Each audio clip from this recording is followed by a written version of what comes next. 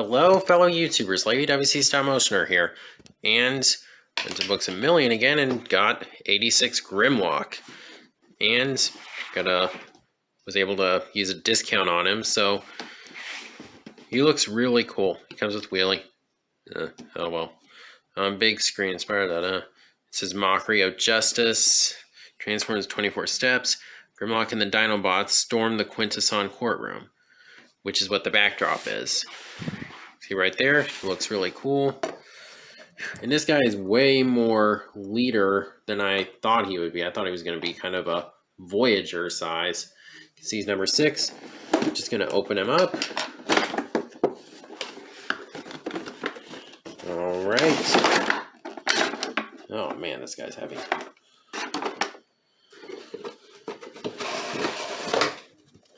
And here's the backdrop.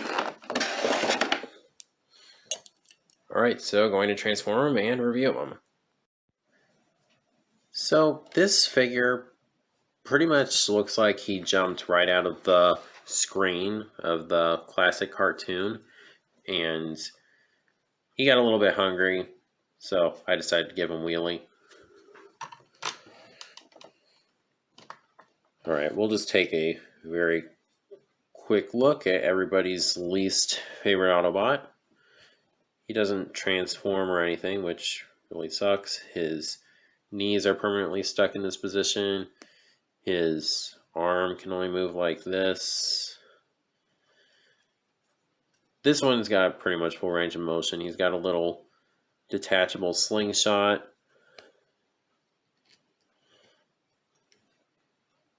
Nice head sculpt. And that's all I got to say about him.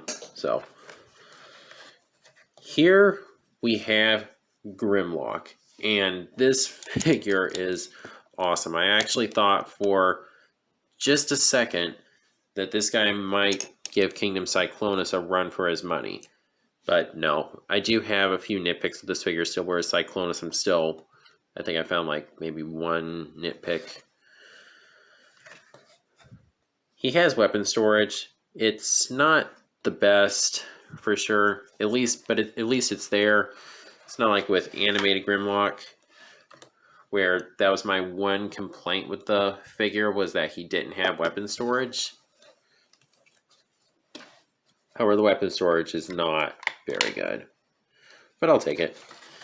There is actually a way you can arm him in Dino mode, though, because there's a clip right here. Now, this is meant for storage and robot mode, but if you want, you can clip it on his arm there, and you can fire in Dinobot mode. Not that he ever really did that, but still, if you want to do it, it's there. Really nice thing, they actually did put a peg in there so he could breathe fire. It's very handy, really cool to have,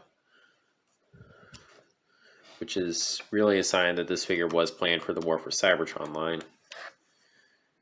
But yeah, I really just love the look of this figure. He's very hefty. He's got a big tail, but I think he did in the original cartoon, if I'm not mistaken, so I forgive that.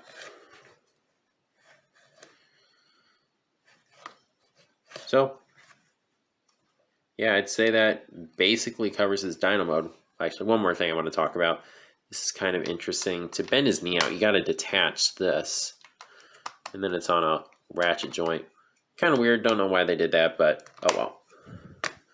Alright, so to transform him, and just like some recent figures, this is a great transformation and is very satisfying. So to begin, just fold the head out. I'm going to split this section. I love that part. Just fold those off to the side. Then you take the tail, you just kind of want to split it. Wait, no. My bad. First you want to detach this part, then you can split the tail.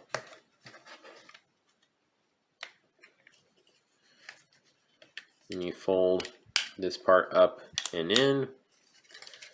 I love that part. You fold this part up and in. Pull the knee out. Slide this over just see that's going to clip onto a tab in there.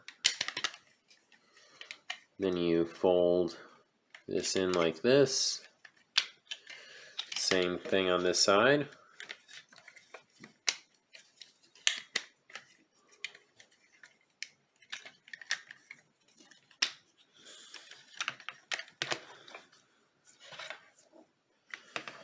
Then you can see there's a tab here, just peg that into the back. Then you fold his head up. All right then, he's gonna go off camera because this guy is so stinking tall. Then you want to take the fists, fold them out. This part can be a little tricky at times, but thankfully for this review, it decided to be easy. So here we got Grimlock in his really awesome robot mode. I stinking love this robot mode. And you can clip the gun on his back if you want to.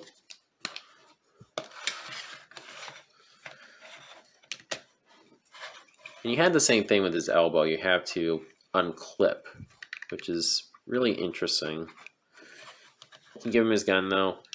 A lot of people, myself included, are upset that they gave him his gun and no sword. Especially when you think they gave him wheelie. This is an accessory that a lot of people aren't really going to want have in their collection. And they could have, instead of this, they could have, I don't know, they could have given him a sword. And made a separate transformable wheelie figure. Would people have bought that? Maybe. But you see, you can peg wheelie onto his shoulder. It is really nice to be able to do that. That's how this guy is going to be displayed probably. And yeah, I really hope that we get all of the Dinobots, because I really like Swoop. And while I like Grimlock, I'm tired of him getting a figure and all the others just getting ignored. I mean, yes, we got all of them in the Power of the Primes line, but Studio Series Age of Extinction Grimlock, they made him a couple years ago and they haven't made any others since. Which is just really annoying me. Back in the Fall Cybertron line, they just made Grimlock. So, yeah.